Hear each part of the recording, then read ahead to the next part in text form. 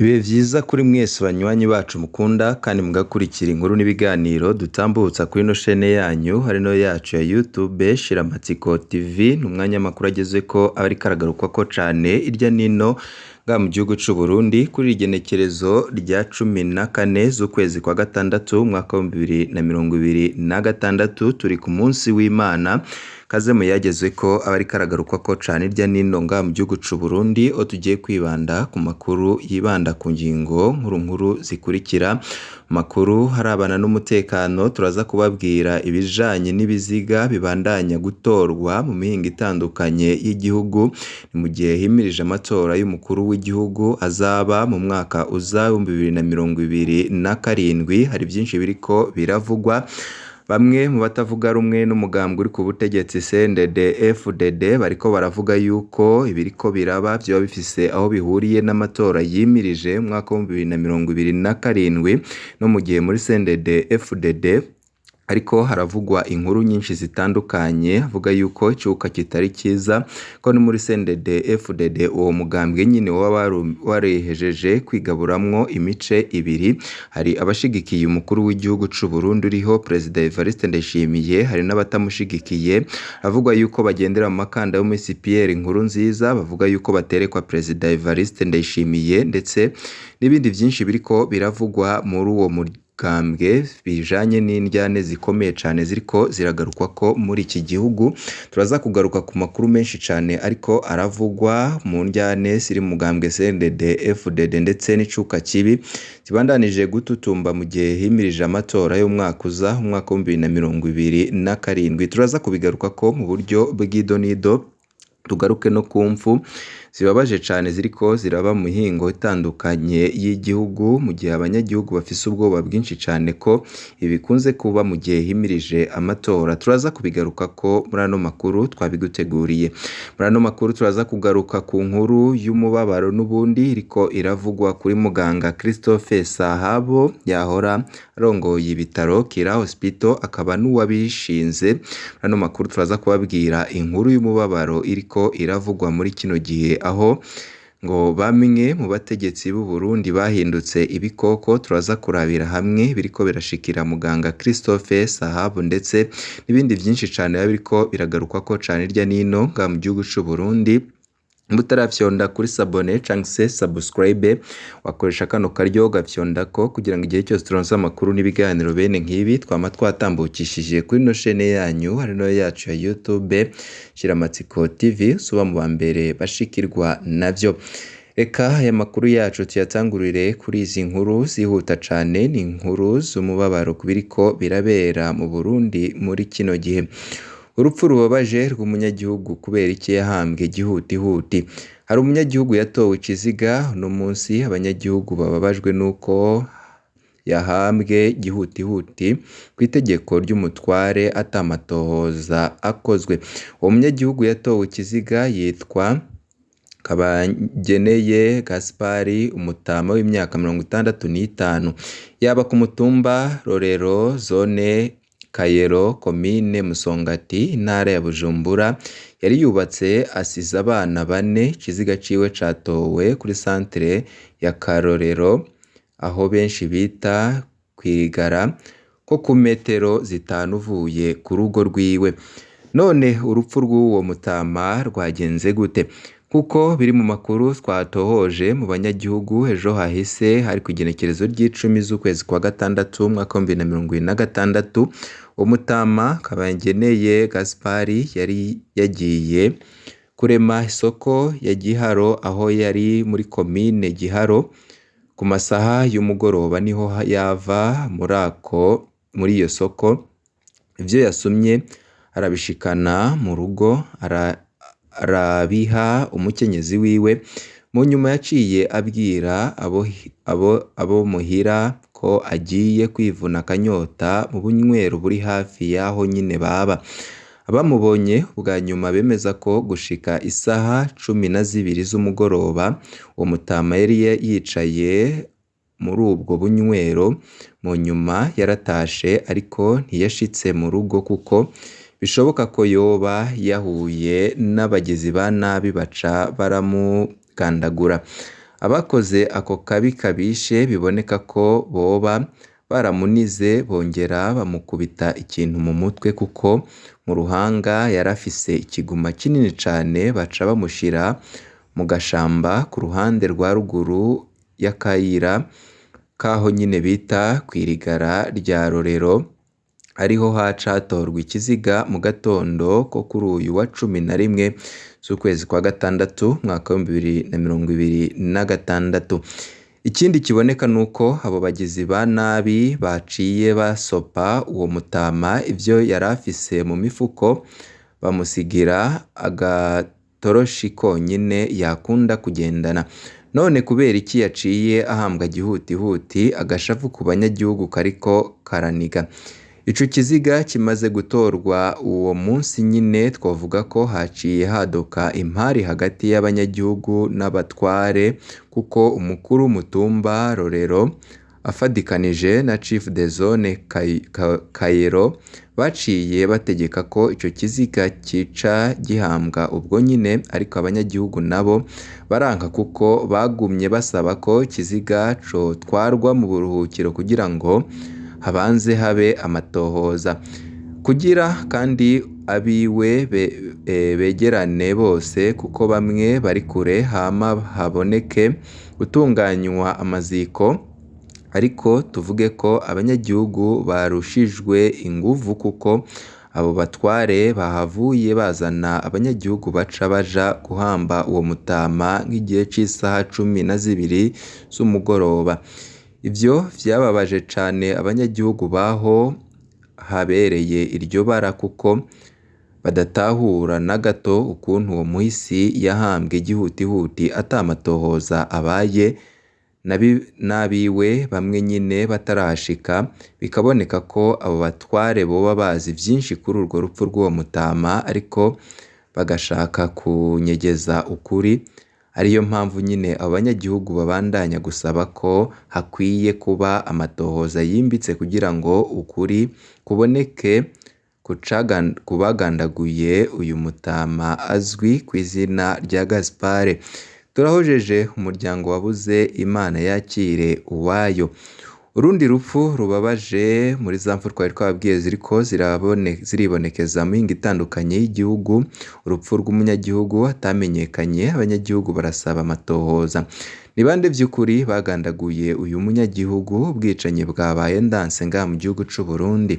Hari ikiziga c'umunyagihugu caraye gitowe ejo hahise ari kw'igenekerezo rya 12 z'ukwezi kwa gatandatu umwaka wa 2026, neza na neza muri serire ya 5 serire 5 ya quartier Bukirasazi zone Kinama komine Ndahangwa intara ya Bujumbura.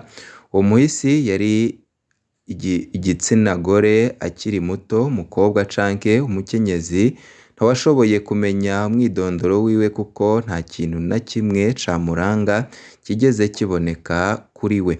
Ababonye ikiziga bemeza ko abamugandaguye boba babanje kumushurashuza imbere yo kumuniga baja kumuta muri ico kibanza. Bikekwa ko abo bagizi ba nabi nyine boba bamugandaguye kure cane, babona kuzana ikiziga kugitaho mu gashamba ka serire 5 ya quartier Bukirasazi kuko mu mwanya wa mbere nyine abahegereye nta numwe yigeze amumenya.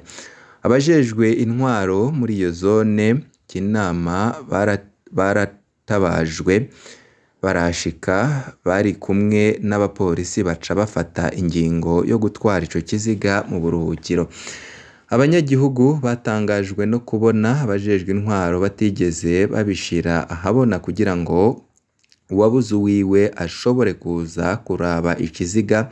Bagasaba bashimitse ko uwo munyagihugu atohambwa biwe bataramenyekana, hongere hakorwe amatohoza yimbitse nyine kugira ngo hamenyekane abamugandaguye. Abomenya amakuru menshi kuri uwo muhisi harimwo umwidondoro wiwe botwandikira kuri WhatsApp n'akamenyetso ko guteranya 33 75 82 79 29 4 Mu yandi makuru ariko haragarukwa ko cane ngaha mu gihugu c'u Burundi, ku makuru abandanije kuvugwa mu birabana n'umutekano n'ukungene hari abanyagihugu babandanya kugandagurwa mu mihingo itandukanye y'igihugu. Mbere yuko tugaruka kuri ya nkuru twari twababwiye y'ibiriko birashikira muganga Christophe Sahabo watanguje ibitaro vy'akarorero mu Burundi Kira Hospital. Reka tubanza tugaruke no kuri iyi nkuru iriko iravugwa Gitega. Gitega nyine naho mwigeme w'imyaka 24 yatowe ikiziga aboshe ku nkengera z'uruzi Nyakijanda. Abanyagihugu basaba ko ukuri kumenyekana. Gitega kuwa 11 Ruheshi umwaka 2026 amatohoza yaratangujwe mu ntara ya Gitega. Inyuma yaho hatowe ikiziga c'umwigeme w'imyaka 24 ku nkengera z'uruzi Nyakijanda ni muri komine n'intara ya Gitega. Giteye urwo rupfu ni ingene yishwe ntikiramenyekana, mu gihe ababa ku mutumba Macu basaba amatohoza yimbitse kugira ngo ukuri kumenyekane. Umukenyezi hakiri muto yitwa Everine Ndayizeye afise imyaka 24 yatowe yapfuye kuwa 10 Ruheshi umwaka 2026 ku nkengera z'uruzi Nyakijanda hafi y'umutumba Macu ni muri komine n'intara ya Gitega hagati mu Burundi.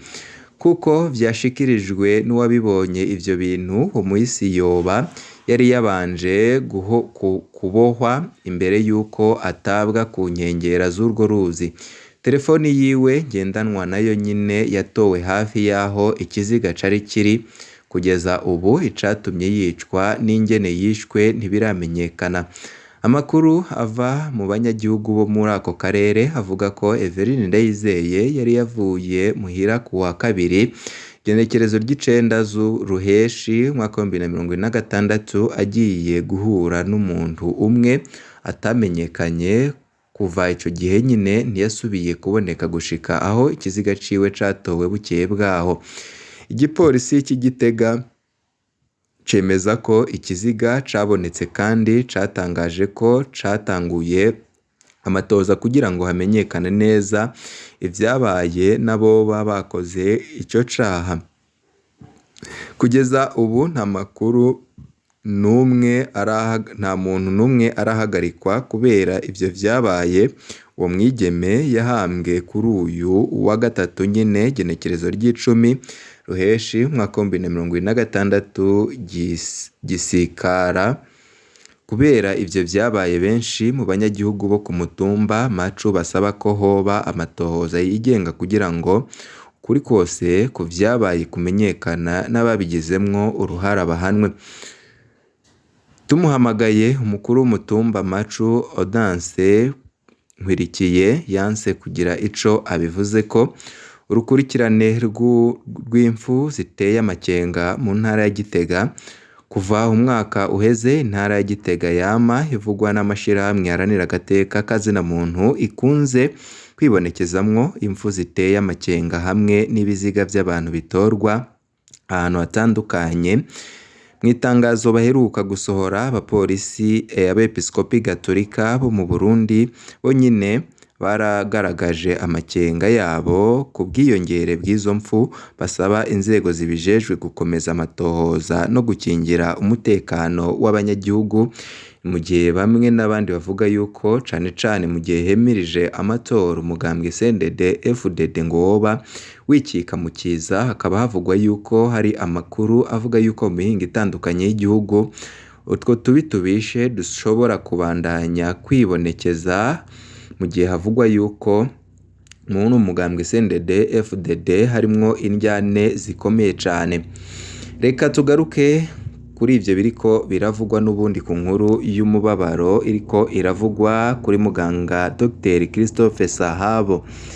Ibikoko muntu vyataye ubuntu vyatanguye ibitero kuri Kira Hospital guhera muri 2018 ku bwa Dr Piloti. Dr Piloti avuga ko yemeye gutanga imihoho kugira ngo acungure agatwe kiwe. Ejo hahise twaraye tubahaye idonido ku kugene ba Mpema-Yuzuye bagavye igitero kuri muganga Christophe Sahabu kugira ngo bishoboke ko bigarurira ibikorwa yabiriye icuya. Mwaravyiboneye mu ntahe yatanzwe n'umukozi mu bakora ku cicaro gikuru c'iperereza i Bujumbura iruhande ya katedrale. Dr Sahabo yararahiye ararengwa ko atarekura ibitaro.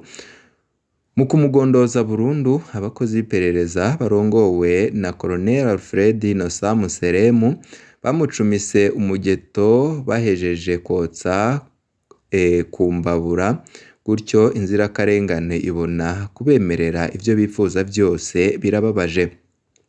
Mu nkuru uyu munsi rero amasoko yacu turashikiriza intahe yatanzwe na muganga Pilote yari arongoye Conseil d'administration y'ibitaro.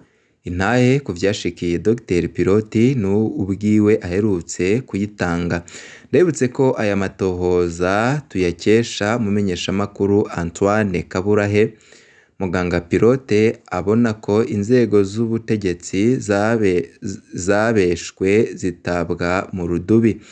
Mu mvugo kumbure ishobora kuba irimwo n'agahemo. Dr Jean David Pilote abona ko abategetsi babeshwe n'abahanuye ibinyoma. Nyamba atari agahemo, biboneka ko Dr Pilote yizeye ko abategetsi bakuru mu gihugu bahenzwe, kuko afata ko batokubahuka gukora ubwabo ivyashikiye ibitaro Kira Hospital. Muganga Pilote ayo yabonye sayo kuvuga.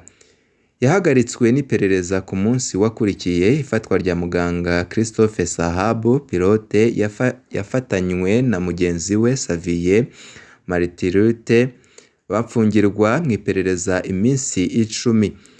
Impapuro zabo z'inzira pasiporo bari bazatswe niho ku igenekerezo rya 11 z'ukwezi kwa 4 mwaka 2022 basinyishijwe ku nguvu, batanga imihoho ku gahato maze baravyemera kugira ngo barabe ko bocungura agatwe kabo.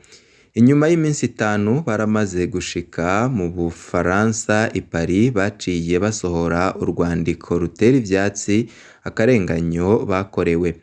Mu rwandiko baribukije ko batanze imihoho ku gahato. Barerekanye mu rwandiko ko buri kintu cose cakozwe guhera ku igenekerezo rya 31 z'ukwezi kwa 4 mwaka 2022 kidahuye n'amategeko, kuko ivyakozwe byose vyoba birimwo iterabwoba n'agahotoro. Guhera ico gihe baragerageje gukoresha inzira zishoboka kugira ngo ubutungane bw'u Burundi bubarenganure, ariko inyuma y'imyaka 4 amaso yaheze mu nzira. Pilote agira ati: kuva ico gihe twarakoranye na Agustini Bazahica asanzwe aserukira abanyamitahe bigenga. Twarashize ahabona umuco ku bikorwa byose binyuranye n'amategeko vyakozwe n'ibisambo mu guha amakuru akwiye abategetsi bakuru bategeka u Burundi. Dr Pilote avuga ko aho ageze yamaze kubona ko ubutegetsi bw'u Burundi bwiciye amatwi kuri ico kibazo, ngo kuko yararungitse amabaruwa araheba araruha. Pilote avuga ko ku makuru afise Kira Hospital igeze ahatemba. Ibitaro vyarasambuwe, vyarayibwe, abakozi b'inzobere barirukanywe, mbere n'ibikoresho vyarasahuwe. Pilote avuga ko Kira Hospital y'ubu isigaye ari ikikankara. Ba Mpema-Yuzuye batoteje abashinze ibitaro vya Kira Hospital bitwaje bimwe mu birego bitagira ifatiro na ritoya. Ikintu ca mbere bagirira ibitaro ni kuba warabirongoye yari umututsi bise extremiste.